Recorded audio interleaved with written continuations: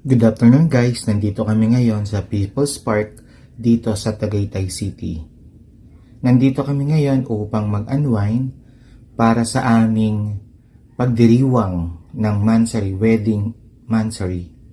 Alamin natin guys kung ano-ano nga ba ang mga bago dito sa Tagaytay City, lalong-lalo na ang mga establishment na may kita sa People's Park.